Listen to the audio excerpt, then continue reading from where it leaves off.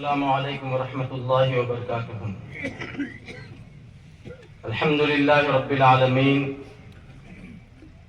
نحمده ونصلی علی رسولہ الکریم، اما بعد، قال اللہ تبارک وتعالی: قد افلح من تزکا وذکر اسم ربہ فصلی، وقال تعالی: الذين يؤمنون بالغيب ويقيمون الصلاة ومما رزقناهم ينفقون۔ صدق الله العظيم۔ قال النبي صلى الله عليه وسلم: التائب من الذنب كمن لا ذنب له، او كما قال عليه الصلاة والسلام۔ بزرگان محترم، عزیزان گرامی، اللہ رب العزت کی طرف سے عنایت کی ہوئی نعمتوں میں سے ایک بڑی نعمت ایمان ہے۔ ایمان کی سلامتی اور عافیت کے لیے اعمال صالحہ جو جناب نبی کریم صلی اللہ علیہ وسلم نے امت محمدیہ علیہ السلام کو دیے ہیں، ہر عمل انسان کی زندگی کو بدل دیتا ہے، کیونکہ ہماری اپنی زندگیاں اللہ تعالیٰ کی طرف سے ایک نعمت ہے، اور ہم سب کے سب احکامات ربانی کے پابند، اپنی زندگی اسی کے بتائے ہوئے احکامات اور تعلیمات کے مطابق اگر گزاریں گے تو ہم دنیا کے کامیاب بھی ہوں گے اور آخرت کے بامراد کہلائیں گے۔ عید کا جو تصور ہے، ہر قوم، ذات اور برادری میں عیدیں منائی جاتی ہے۔ دنیا کے اندر جتنی قومیں جیتی بستی ہے، چاہے اس کا تعلق کسی سے بھی ہو، عیسائیت ہو، یہودیت ہو، بدھ مت ہو، ہندوازم ہو، پارسیت ہو، زرتشت ہو، ہر قوم عید مناتی ہے۔ ان کے پاس عید کا تصور کسی مقدس شخصیات کی نسبت یا کسی ملک کی نسبت یا کسی وطنیت کی نسبت پر وہ خوشیاں مناتے ہیں، اور ان کی تمام خوشیوں کے اندر ایک قسم کی ایک ایسی چیز بنیادی طور پر پائی جاتی ہے جو حدود اور محدود ہو جاتی ہے۔ لیکن اسلام نے جو تصور دیا ہے اور قوم مسلم کے لیے جو عید کا حکم دیا ہے، وہ لامحدود ہے۔ اس کے اندر بندے کا کوئی عمل دخل نہیں ہے، بلکہ یوں کہا گیا: یہ وقت پر آپ کو روزے ختم کر دینا ہے۔ پھر یوں کہا گیا کہ آپ کی دنیاوی زندگی مکمل طور پر آخرت کا نمونہ بنے۔ آپ کو دنیا میں رہ کر دنیا نہیں بلکہ آخرت کو بنانا ہے۔ چنانچہ ہمارا بنیادی مقصد بھی یہی ہے کہ اللہ پاک نے دنیا میں جو ہمیں بھیجا ہے، دنیا کی جو زندگی دی ہے، دنیا کی جو نعمتیں عطا کی ہے، ہر ایمان والا اس بات کو خوب جانتا ہے کہ ہم کو کل کو اس کو جواب دینا ہے۔ جس نے نعمتیں دی ہے، نعمتوں کا سوال بھی کرے گا، اور ان نعمتوں کا ہر ایک کو جواب بھی دینا پڑے گا، چاہے وہ کسی بھی کیٹیگری کا انسان ہو۔ وہ اس بات کو ذہن میں رکھ کر اپنی زندگی گزارتا ہے۔ تو عید قوم مسلم کے نزدیک اپنا کوئی بدمستی والا عمل نہیں ہے، بلکہ اطاعت اور شعار سے لبریز، عادت اور عبادت سے معمور ایک ایسی چیز کا نام دیا گیا ہے کہ بندہ اس میں مکمل طور پر جکڑا ہوا ہے۔ اگر اس کو دیکھا جائے تو پتہ یہ چلتا ہے کہ عید صرف امیروں کی نہیں ہوگی، عید صرف روزداروں کی نہیں ہوگی، عید صرف مخصوص طبقے کی نہیں ہوگی، بلکہ حکم یہ دیا گیا ہے، عید کا مطلب یہ ہے کہ مالدار اپنی آخرت کی راہ کو درست کریں، اور عید کا آنے سے پہلے دنیا کے وہ تمام کے تمام مسلم جو غریب ہے، محتاج ہے، اپائج ہے، ضرورت مند ہے، ان کی عید کا انتظام کریں، تب جا کر عیدگاہ پہنچے۔ اور یہ تصور پوری دنیا کو دیکھ لیجئے، چاہے وہ سوشلزم ہو، چاہے وہ کمیونسٹ ہو، چاہے وہ مساوات کا نام لینے والے ہوں، کسی کو بھی دیکھ لیجئے، اتنا پیارا اور اتنا اچھا انتظام اور یہ تصور پوری دنیا میں نہیں ملے گا۔ قرآن مقدس نے بڑے اونچے الفاظ میں اپنے چاہنے اور ماننے والوں کو مخاطب کر کے کہا ہے، قد افلح من تزکا، کامیاب ہو گیا وہ بندہ،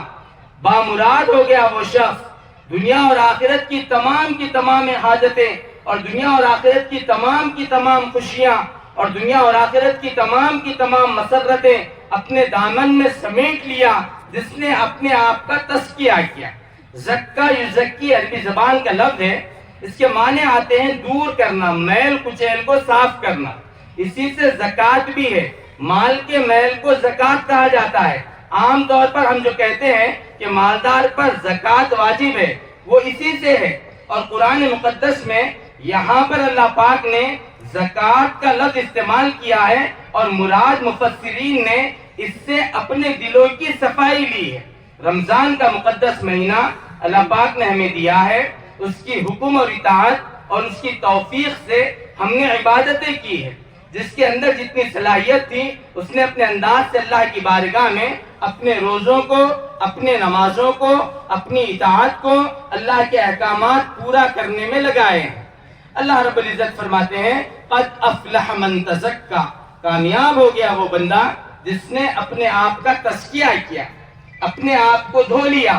اپنے دل کی صفائی کر لی، تمام کے تمام عیبوں سے، تمام کے تمام گناہوں سے، گناہوں کی آلائشوں سے، گناہوں کی نحوست سے۔ رمضان کا تربیتی مہینہ آ کر مقدس طور پر تمام کے تمام اہل ایمان کے اوپر ایک ایسی ہوا چلا دیتا ہے جس سے ہر آدمی اپنی استطاعت کے اعتبار سے احکامات ربانی کو پورا کرنے میں لگ جاتا ہے۔ اور قرآن مقدس میں اسی کا تذکرہ کیا گیا ہے کہ رمضان کا اہتمام کیا، روزوں کا اہتمام کیا، تراویح کا اہتمام کیا، اللہ نے توفیق دی ہے، مال خرچ کیا، اللہ نے استطاعت دی ہے، غریبوں کی مدد کی، اللہ نے توفیق دی ہے، بھلائی اور خیر کے اوپر اپنے آپ کو لگایا۔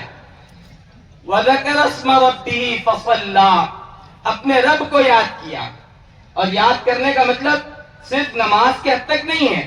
یاد کرنے کا مطلب صرف کسی کونے کانے میں بیٹھ کر اللہ اللہ کرنا نہیں ہے، بلکہ یاد کرنے کا مطلب یہ ہے کہ پوری زندگی میں اللہ کی ذات کا استحضار ہو، چاہے وہ رمضان ہو یا غیر رمضان ہو، چاہے دن کا وقت ہو یا رات کی تنہائی ہو، چاہے کسی بھی ڈھنگ اور انداز سے وہ زندگی گزار رہا ہو، ہر وقت اس کے دل کے اندر یہ استحضار رہے کہ میرا رب مجھے دیکھ رہا ہے،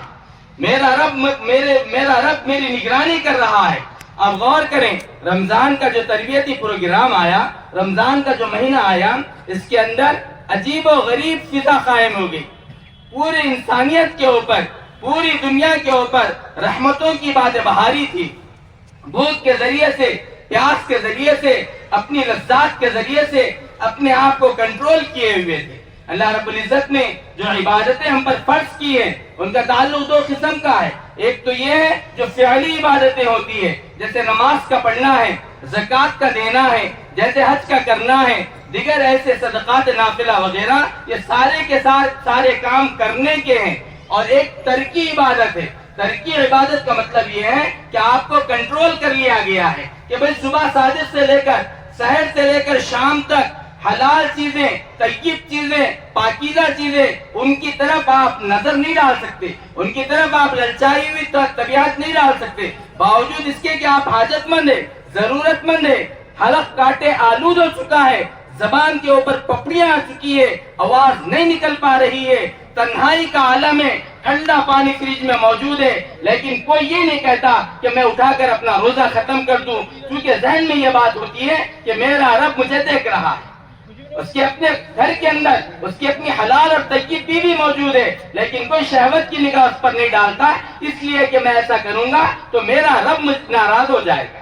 یہ تربیت سکھائی گئی ہے کہ سال کے 11 مہینوں کے اندر وہ رب کائنات جس نے پوری کائنات کو پیدا کیا، وہ خالق اعظم، وہ بادشاہوں کا بادشاہ، وہ شہنشاہوں کا شہنشاہ، ہمیں اس بات کا پابند کرتا ہے کہ حرام سے بچ جائیں اور اپنے آپ کو کنٹرول کریں، اپنے آپ کو مکمل طور پر طریق نبوی پر ڈال لیں۔ جو حلال ہے وہ حلال ہے، جو حرام ہے وہ حرام ہے۔ یہ تربیتی پروگرام رمضان نے ہمیں سمجھایا اور سکھایا ہے، اور رمضان اسی بنیاد کا مقصد ہے، ہمارا بھوکا رہنا، ہمارا پیاسا رہنا، ہمارا اپنے آپ کو کنٹرول کرنا۔ اس سے نہ رب کائنات کی شہنشاہیت میں اضافہ ہونے والا ہے اور ہم سب کے سب نافرمان بن جائیں تو اس کی شہنشاہیت میں رت کے برابر بھی کمی ہونے والی نہیں ہے۔ لیکن ایک سلیقہ دیا ہے کہ وہ انسان جو انسانیت کے اندر اپنے اخلاق کے ذریعے، کردار کے ذریعے اپنے آپ کو پوری انسانیت کا یعنی ایسا نمونہ بنا کر پیش کرے جس سے پوری انسانیت کے اندر امن و سلامتی ہو جائے۔ قرآن مقدس نے سمجھایا ہے کہ رحمان کے وہ بندے جو اپنی عبادت و اطاعت میں رہتے ہیں، جب وہ زمین پر چلتے ہیں تو ان کا وجود ساری انسانیت کے لیے امن و سلامتی کا ایک گہوارہ بن جاتا ہے، جن کا وجود ساری انسانیت کو اس بات کی دعوت دیتا ہے کہ ہماری ذات سے کسی قسم کا کوئی ٹینشن یا کسی قسم کا کوئی نقصان یا کسی قسم کا کوئی بدامنی پیدا نہیں ہوگی، کیونکہ سمجھایا گیا ہے عباد الرحمن الذین یمشون علی الارض، رحمان کے پیارے بندے جب زمین کے اوپر چلتے ہیں، وَإِذَا خَاطَبَهُمُ الْجَاهِلُونَ، اور بے عقل بے وقوف قسم کے جب ان کو چھیڑتے ہیں یا کسی قسم کا عار دلاتے ہیں تو وہ کہہ اٹھتے ہیں قالوا سلاما، ہم تو سلامتی والے ہیں، آپ کے سوال کا جواب نہیں دے سکتے۔ رمضان نے یہ ڈھنگ اور سلیقہ ہمیں سکھلایا ہے، اور قرآن مقدس نے جو تعلیم ہمیں دی ہے الذین یؤمنون بالغیب، یعنی روزوں کا تعلق اس بات سے ہے کہ آدمی کی زندگی میں اللہ سے ڈرنے کا سلیقہ آ جائے، ہر حال میں وہ اللہ رب العزت کی ذات کا استحضار رکھے۔ اور قرآن یہ کہتا ہے ھدی للمتقین، کامیاب ہو گئے وہ لوگ جنہوں نے تقوی اختیار کیا،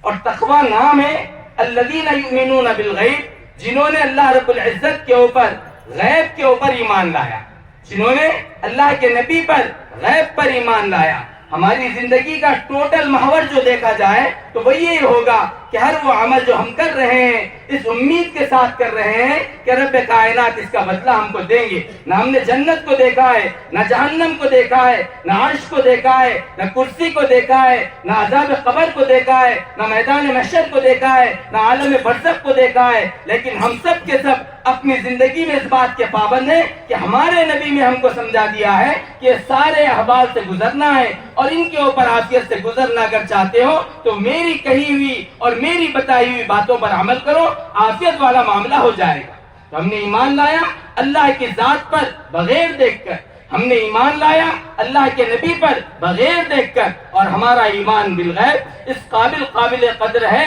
اور اس لائق ہے کہ اللہ کے نبی صلی اللہ علیہ وسلم نے اس کی تعریفیں کی ہے۔ اور آگے فرمایا الذین یؤمنون بالغیب ویقیمون الصلاۃ، نماز کا قائم کرنے والا۔ رمضان ہمیں اس بات کی دعوت دے کر گیا ہے کہ نماز اللہ رب العزت کے نزدیک سب سے زیادہ قیمتی عمل کا نام ہے۔ آدمی اپنی زندگی میں، اپنی شخصیت میں، انسان اپنے جسم کی دنیا میں سب سے زیادہ اہم ترین حصہ جو ہوتا ہے وہ اس کا چہرہ مہرہ، پیشانی اور اس کی ناک ہوتی ہے، وہ زمین پر لگیڑ دیتا ہے اور یہ اعلان کرتا ہے سبحان ربی الاعلی، پوری کامیاب، پوری پاکی اور تمام کی تمام تعریفیں سب سے بڑے معبود برحق کے سامنے میں پیش کر رہا ہوں۔ نماز اس بات کا سلیقہ ہمیں دے گیا۔ وَيُقِيمُونَ الصَّلَاةَ وَيُنْفِقُونَ مِمَّا رَزَقْنَاهُمْ، اور دوسرا حکم دیا گیا جن کو اللہ نے مال دیا ہے، مال کو اللہ کی رضا کے لیے خرچ کرنے کا مزاج اللہ کے نبی صلی اللہ علیہ وسلم نے دیا ہے۔ اور وہ لوگ جو اللہ کے نام پر اپنی محنت کی پونجی، اپنی محنت کی کمائی اللہ کے بندوں تک پہنچاتے ہیں، یہ بھی اللہ رب العزت کے نزدیک انتہائی قابل اور محبوب ترین اعمال میں سے ایک عمل ہے۔ سمجھایا یہ گیا ہے کہ اسلام کا خلاصہ اور اسلام کی ترتیب کو اگر دیکھیں تو پہلے نمبر پر آتا ہے مساوات، یعنی مساوات، احسان کا معاملہ کیا جائے۔ کسی کے ساتھ احسان کیا جائے، اگر کوئی زیادتی کر رہا ہے تو اس کے ساتھ محبتوں سے پیش آیا جائے۔ پھر آگے بڑھ کر فرمایا گیا ہے اس کے بعد کی جو چیز ہوتی ہے وہ ایثار ہے۔ ایثار کا مطلب اپنے آپ کو ترجیح دینا، خود بھوکے رہ جانا اور سامنے ضرورت مند کی ضرورت کو پورا کر دینا، جو نبی کریم صلی اللہ علیہ وسلم نے مدنی معاشرے کے اندر اس بات کو عام کیا تھا۔ اور صحابہ اکرام کی زندگیوں کو اگر ہم دیکھتے ہیں تو پتہ یہ چلتا ہے کہ انہوں نے صرف گھروں کے اندر، امن کے اندر، سلامتی کے اندر، خوشحالی کے اندر ہی نہیں بلکہ جنگ کے میدانوں کے اندر جان کو نکلتے ہوئے، خون کو بہتے ہوئے بھی ایسے ایثار کے جذبے پیش کیے، پوری دنیا کی انسانیت مل کر ویسا جذبہ پیش نہیں کر سکتی۔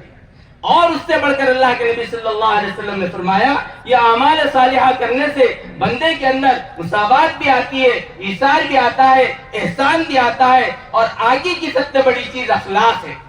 اور اخلاق، بااخلاق انسان، اللہ کے نبی صلی اللہ علیہ وسلم نے فرمایا اخلاق کے ذریعے سے ہم پوری انسانیت کو فتح کر سکتے ہیں۔ اللہ کے نبی صلی اللہ علیہ وسلم نے فرمایا من یحرم الرفق یحرم الخیر کلہ، جو نرمی سے، بھلائی سے، نرم گفتگو سے محروم رہا وہ ہر خیر کے کام سے محروم رہ گیا۔ تو رمضان نے ہمیں یہ سلیقہ اور سبق سمجھایا ہے، اور یہی وہ اعمال ہمیں سکھلائے ہیں جس کے ذریعے سے ہماری اپنی زندگیوں کے اندر خیر آئے گا، ہمارے کاروبار کے اندر برکتیں ہوں گی، ہمارے گھر خوشنما بن جائیں گے، ہمارے گھروں کے اندر خوشگواری کے گلدستے کھل اٹھیں گے۔ ہم ہر اعتبار سے اللہ اور اس کے رسول کی بتلائی ہوئی تعلیمات پر اپنے آپ کو گامزن کریں گے تو دنیا میں بھی ہم کامیاب اور محبوب ہوں گے، اور آخرت کے اندر بھی بامراد ہوں گے۔ کیونکہ روزوں کا رکھنا، تراویح کا اہتمام کرنا، قرآن کا سننا سنانا، صدقہ خیرات کا کرنا، یہ وہ سارے اعمال ہیں جس کے اندر یہ چاروں صفتیں پائی جاتی ہے۔ اور اللہ رب العزت قرآن مقدس میں فرماتا ہے اے ایمان والو، جو میرے احکامات کی تابعداری کرو گے، جو میرے احکامات کو باوجود مشقتوں کے، باوجود تنگیوں کے، باوجود ناخوشگواریوں کے اس کو ایکسپٹ کرو گے، اس کے اوپر عمل کرو گے، تو قیامت کا منظر یہ ہوگا فَأَمَّا مَنْ أُوتِيَ كِتَابَهُ بِيَمِينِهِ، جس کی کتاب، جس کے نام اعمال اس کے دائیں ہاتھ میں دے دیا جائے گا۔ اما من اوتیا کتابہ بیمینہ فیقول ہاؤم اقرؤوا کتابیہ، وہ اپنے نام اعمال کو لے کر اچھلتا کودتا ہوا کہے گا کہ دیکھو میرے نام اعمال، دنیا کی مشقتوں میں، دنیا کی ریاضتوں کے اندر، سخت ترین گرمی کے روزوں میں، ضعف کے باوجود، کمزوری کے باوجود میں نے قرآن کا تراویح کا اہتمام کیا، صدقہ خیرات کیے، اللہ کو خوش کرنے کے اعمال کیے، آج مجھ کو میرا نام اعمال دائنے ہاتھ میں ملا ہے اور میں کامیاب ہو گیا ہوں۔ انی ظننت انی ملاق حسابیہ، بندہ وہاں پر یہ کہے گا کہ یہ ساری کی ساری مشقتیں میں اس لیے کیا تھا تاکہ کل اللہ کے سامنے مجھے شرمندگی نہ ہو، تاکہ میں اللہ کے سامنے ہر اعتبار سے خوشی کے ساتھ پیش آؤں۔ تو یہ ہمارے کیے ہوئے اعمال رب کائنات کی بارگاہ میں قابل قبول ہے۔ ہمارے کیے ہوئے اعمال اللہ رب العزت نے قبولیت عطا فرمائی ہے۔ اللہ کے نبی صلی اللہ علیہ وسلم فرماتے ہیں جب عید کا دن ہوتا ہے تو ملائکہ جو مقدس ترین جماعت ہے مسلمانوں کے دروازوں کے اوپر پہنچتی ہے اور آواز دیتی ہے کہ آؤ اپنی مزدوری حاصل کرنے کے لیے عیدگاہ کی طرف چلو، اور تمام کے تمام یعنی راستوں کے اندر ان کے استقبال میں کھڑی ہوئی ہوتی ہے، اور صرف انسان اور جنات کے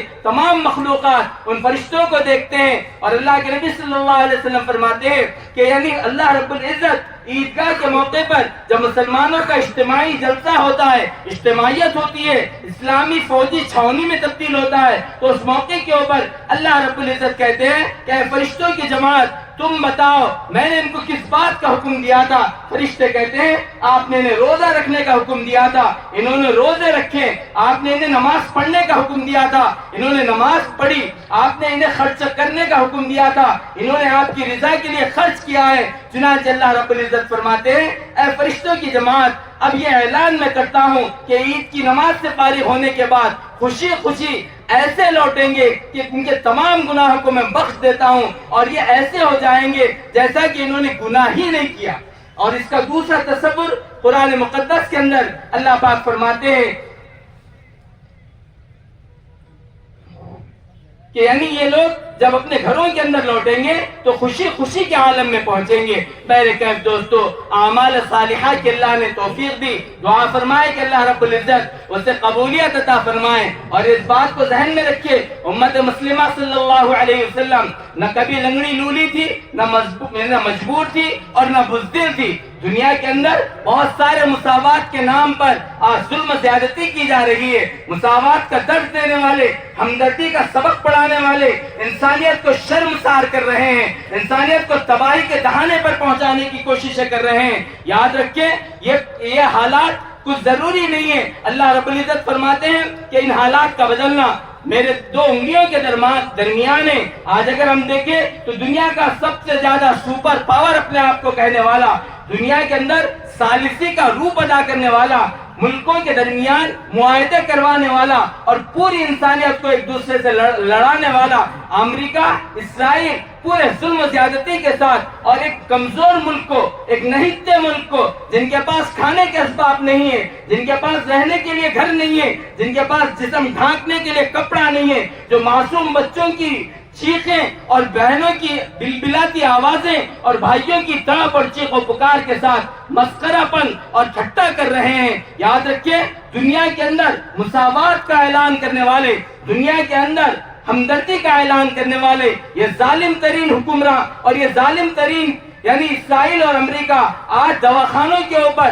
اسکولوں کے اوپر، معصوم نہتوں کے اوپر اور پناہ کیے ہوئے کیمپوں کے اوپر بم برسا کر یہ اعلان کرتا ہے کہ ہم انتقام لے رہے ہیں۔ اور یاد رکھیے، خوب اچھی طرح یاد رکھیے، پوری انسانیت اور سارے مسلمانوں کو فلسطین کے مسلمان ایک نظر سے دیکھ رہے ہیں کہ ہم سب کچھ قربان کر سکتے ہیں، لیکن دین متین کو، مسجد اقصی کو، نبی علیہ السلام کی تعلیمات کو، قرآن مقدس کو، نبی علیہ السلام کے فرمودات کو، ہمارے جسم کے چیتڑے اڑ سکتے ہیں، ہماری سانسیں اکھڑ سکتی ہے، ہمارے خاندان برباد ہو جا سکتے ہیں، ہمارے والدین کٹ پٹ جا سکتے ہیں، ہمارے بچے شہید ہو سکتے ہیں، لیکن ہم اپنی آبرو کے لیے مسجد اقصی کو نہ فراموش کیے ہیں اور نہ فراموش کر سکتے ہیں۔ ہم امت محمدیہ کا، ہم سب کا یہ ہماری ذمہ داری بنتی ہے کہ جو صرف اور صرف دین اسلام کے لیے اپنے آپ کو لگائے ہوئے ہیں، ہم ان حالات کو دیکھ کر، چونکہ ہر دل کے اندر اس بات کی طرف ہوتی ہے کہ یعنی ان کی ہم مدد کریں، ان کے لیے ہم دعا کریں، لیکن اس سے پہلے اس بات کی ضرورت ہے کہ ان حالات کو دیکھ کر ہم اپنے اعمال کو بدلے، ان حالات کو دیکھ کر ہم اپنے کیریکٹر کو بدلے، ان حالات کو دیکھ کر ہم اپنے رہن سہن کو بدلے، ان حالات کو دیکھ کر ہم اپنا ٹوٹل اور پورا جغرافیہ بدلے، کیونکہ ہماری بدعملیوں کی وجہ سے ہمارا رب روٹا ہوا ہے، ہماری بدعملیوں کی وجہ سے ہمارا رب ناراض ہے۔ اور یاد رکھیں، جب امت محمدیہ استقامت کے ساتھ کھڑی ہوگی، جب امت محمدیہ اپنے رب کو پکارے گی، وہ قرآن کہتا ہے ادعونی استجب لکم، مجھے آواز دو، میں تمہاری آواز پر لبیک کہتا ہوں، مجھے آواز دو، 313 کے ذریعے سے میں یعنی نقشہ بدل سکتا ہوں، مجھے آواز دو، میں ہر اعتبار سے ابراہیم کو آگ میں بجا سکتا ہوں، مجھے آواز دو، یونس کو مچھلی کے پیٹ سے نکال سکتا ہوں، مجھے آواز دو، یوسف کو کنویں سے نکال کر باہر لا سکتا ہوں، مجھے آواز دو، محمد عربی صلی اللہ علیہ وسلم کو 300 لوگوں کے درمیان سے تنے تنا نکال سکتا ہوں۔ تو اب اس وقت اس بات کی ضرورت ہے کہ ہم اپنے اعمال کو چینج کرنا، یو ٹرن لیں اپنی زندگی کا، اور ہم اپنے اعمال کے اندر وہ چیزیں تلاش کریں جن چیزوں کی آج ضرورت ہے۔ ہمارا وجود صرف ہمارا اپنا وجود نہیں ہے، بلکہ ہمارے وجود کے لیے میرے اور آپ کے آقا جناب نبی کریم صلی اللہ علیہ وسلم نے اپنا خون پسینہ لگایا ہے۔ ہمارے اور آپ کے وجود کے لیے، امت کی تشکیل کے لیے میرے اور آپ کے آقا صلی اللہ علیہ وسلم نے پیٹ پر پتھر باندھے ہیں، میرے اور آپ کے آقا صلی اللہ علیہ وسلم نے رات کی نیندوں کو تش دیا ہے، میرے اور آپ کے آقا صلی اللہ علیہ وسلم نے اس امت کی خاطر بہت زیادہ بلکے ہیں، بہت زیادہ سکے ہیں، بہت زیادہ اپنے آپ کو لگایا ہے۔ اور آج ہمیں کہ اپنی زندگیوں کے اندر بدمست ہو چکے ہیں، آج ہمیں اس بات کا خیال اور احساس تک باقی نہیں کہ آج عالم اسلام کس بات کی دعوت دے رہا ہے۔ آج ہمیں اپنے اعمال کا خیال کرنا چاہیے۔ ہمارا کیریکٹر اور ہمارا کردار اتنا متاثر ہو چکا ہے کہ نہ ہمارے پاس اپنے والدین کی قدر ہے، نہ ہمارے بچوں کی تربیت کا اندازہ ہے، نہ ہمارے پاس حقوق کی ادا کرنے کی فکر ہے، نہ ہمارے پاس رشتہ داری کو ثابت کرنے کا جذبہ ہے۔ عید صرف اس بات کا نام نہیں ہے کہ آئے 2 رکعت نماز پڑھیں اور چلے جائیں، بلکہ عید اس بات کا اعلان کرتی ہے کہ مسلمان متحد ہو جائیں، مسلمان اتحاد کی ہواؤں کو قائم کرے۔ مسلمان جس طرح زندوں کی قدر کرتا ہے ویسے ہی مرنے اور مرنے کے بعد والوں کا بھی احترام کرے۔ ہمیں اس بات کا پابند بنایا گیا ہے کہ ہم اپنی زندگی کے اندر عبادت کے ساتھ ساتھ عادتیں وہ بنائیں جو نبی علیہ السلام نے ہمیں دی ہے، چونکہ دین اور اسلام اس کا تمام محور نکالے تو عادت اور عبادت کے درمیان ہے، ایک کا تعلق خالق سے ہے، دوسرے کا تعلق مخلوق سے ہے۔ تو ہمیں چاہیے ہم اپنے آپ کو بنائیں، اپنے بچوں کی تعلیم کی فکر کریں، اچھا ایجوکیشنل دیں، اعلیٰ سے اعلیٰ ڈگریاں حاصل کریں، دینی تعلیم کے اندر استقامت حاصل کریں، عقائد کی ہواؤں کو بنائیں اور فضائیں، گھروں کے اندر خواتین کی تربیت کا نظام کریں، کیونکہ یہ سارے وہ نظام ہے جس کے ذریعے سے ایک پاکیزہ معاشرہ تشکیل ہوتا ہے، جس کے ذریعے سے اچھائیاں پنپتی ہیں، برائیاں ختم ہوتی ہے، جس کے ذریعے سے عام طور پر نیکیوں کا ماحول بن جاتا ہے اور ہر قسم کی برائیاں اور بے حیائیاں معاشرے سے ختم ہو جاتی ہے۔ تو ہمیں رمضان کی عید اس بات کا سبق دیتی ہے کہ جہاں ہم عید کی خوشی کے اندر آئے ہیں، اللہ رب العزت سے اپنے گناہ بخشوانے کے لیے آئے ہیں، جہاں پر اللہ رب العزت نے اس بات کا حکم دے رکھا ہے وہیں پر یہ بات بھی ہمارے لیے لازم ہوتی ہے کہ ہم اپنے اعمال کے ذریعے سے اپنے رب کو راضی کریں، چونکہ صدقہ فطر کا حکم دیا گیا کہ مسلمان عیدگاہ آنے سے پہلے اپنا صدقہ فطر ادا کرے تاکہ اس کے ذریعے سے غریب کی عید ہو جائے، تاکہ اس کے ذریعے سے کوئی بھوکا پیاسا نہ رہے، تاکہ اس کے ذریعے سے کسی کے گھر میں چولہا نہ جلتا ہو تو آپ کے صدقے کے ذریعے سے اس کا چولہے کا انتظام بن جائے۔ یہ وہ اعمال ہے، یہ وہ کردار ہے جو نبی علیہ السلام نے دیا ہے، اور پوری دنیا کے تمام مذاہب کو چیک کر لیجئے جہاں پر اس طرح کا حسین تصور، اس طرح کا پیارا نظام ہمیں نہ ملا ہے اور نہ مل سکتا ہے۔ اور اس بات کو خوب اچھی طرح یاد رکھیں کیونکہ ہم سب کے سب اللہ کے بندے ہیں، نبی علیہ السلام کی امت ہے، اور ہمیں ہر اعتبار سے اطاعت کے اوپر جہاں پر سر جھکا دینے کا حکم دیا گیا وہاں پر سر جھکا دینے میں ہماری عبادت اور اطاعت ہے، اور جہاں پر ہمیں یہ کہا گیا کہ یہ عبادت تمہیں اکڑ کر چلنا ہے، چنانچہ حج کے دوران اکڑ کر چلنا عبادت ہے۔ امت محمدی صلی اللہ علیہ وسلم کا نوجوان، امت محمدی صلی اللہ علیہ وسلم بزدل نہ تھی، نہ ہے اور نہ ہو سکتی ہے، کیونکہ یہ نبی کی امت ہے اور یہ صحابہ کرام کے جانشین ہیں، صحابہ کرام کا سلسلہ ان کے ساتھ لگا ہوا ہے۔ آج دنیا اور حکومتیں یہ سمجھتی ہے کہ ان کے ذاتی حقوق کے اندر، ان کے اپنے معاملات کے اندر ہم مداخلت کریں، کہیں تو پرسنل اللہ کا مسئلہ لاتے ہیں، کہیں تو وقت ترمیمی بل کا مسئلہ لاتے ہیں۔ یاد رکھیں، خوب اچھی طرح یاد رکھیں، حکومت ہند سے پورا پیسے کا اور عیدگاہ کے ذریعے سے ہم یہ پرزور اپیل کرتے ہیں کہ وقت کا معاملہ جو ہے وہ اللہ رب العزت کی دی ہوئی ایک نعمت ہے، پرسنل اللہ کا ذاتی میٹر ہے، نہ کبھی اس کے اندر کسی حکومت میں مداخلت کی ہے اور نہ مداخلت کی گنجائش ہے۔ اگر اس طرح کا کوئی حکم یا اس طرح کا کوئی مسئلہ بھی ہوتا ہے تو مکمل طور پر ہم اس کو مسترد کرتے ہیں، کیونکہ یاد رکھیں، خوب اچھی طرح یاد رکھیں، جن احکامات کا ہمیں اللہ رب العزت نے حکم دیا ہے انہیں احکامات کے ہم تابعدار ہیں۔ یہ ہماری طرف سے بنائی ہوئی کوئی چیز نہیں ہے، بلکہ جناب نبی کریم صلی اللہ علیہ وسلم کی حیات طیبہ میں حضرت عثمان غنی نے اپنے باغات کو وقف کیا، حضرت ابو ذر غفاری نے اپنے باغات کو وقف کیا، اور وہ سلسلہ آج تک باقی ہے۔ مدینہ طیبہ کے اندر چلے جائیے تو وہاں پر پتہ چلے گا کہ وقت کی عمارت ہے، یہ صرف مسجد نبوی کے لیے ہے، یہ وقت کا باغ ہے، یہ مسجد نبوی کے زائرین کے لیے ہے۔ تو یہاں پر بھی ہمیں چاہیے کہ مسلمانوں کے جو پرسنل اللہ کا میٹر ہے، پرسنل اللہ کے جو مسائل ہیں اس کے اندر حکومت کسی قسم کی مداخلت نہ کرے، بلکہ وہ اپنا ذاتی مسئلہ ہے، مسلمانوں کا اپنا ذاتی میٹر ہے، اس کو ان کی عبادت کے طور پر اس کو تسلیم کیا گیا ہے، اس کو اسی انداز سے رکھا جائے۔ اور اسی طرح ہمیں اپنی زندگی کے گزارنے کے لیے جن اہم ترین چیزوں کی ضرورت ہے ان میں سے سب سے پہلی چیز اطاعت رب ہے۔ اطاعت رب کے بغیر ہم نامکمل ہیں۔ اور یاد رکھیں، رمضان المبارک آیا، ہم نے عبادتیں کی، اس کا یہ مطلب نہیں ہے کہ رمضان جانے کے بعد مسجدیں خالی ہو جائیں، رمضان جانے کے بعد پھر سے بری عادتیں آ جائیں، رمضان جانے کے بعد غلط کاریوں کے اندر لگ جائے، شراب کے اندر لگ جائے، جوئے کے اندر لگ جائے، مختلف مسائل کے اندر لگ جائے۔ غیبت کے اندر لگ جائے اور اسی طرح زناکاری میں لگ جائے، اگر ایسا ہمارا معاشرہ بنے گا تو ہم اللہ کے بندے نہیں بلکہ رمضان کے بندے بن کر جی رہے ہیں۔ ہمیں رمضان کا بندہ بننا نہیں ہے بلکہ اللہ کا بندہ بن کر زندگی گزارنا ہے، اور اس بات کا عہد کریں کہ ہم مکمل طور پر رب کائنات کی اطاعت کریں گے، جس نے ہمیں پیدا کیا، نعمتیں دی، عزتوں سے مالا مال کیا، اس کے پابند بن کر زندگی گزاریں گے تو ہم کامیاب ترین انسان کہلائیں گے۔ تو بہرکیف اللہ سے دعا کریں کہ رب ذوالجلال ہم سب کی کیے ہوئے عبادتوں کو قبول فرمائے۔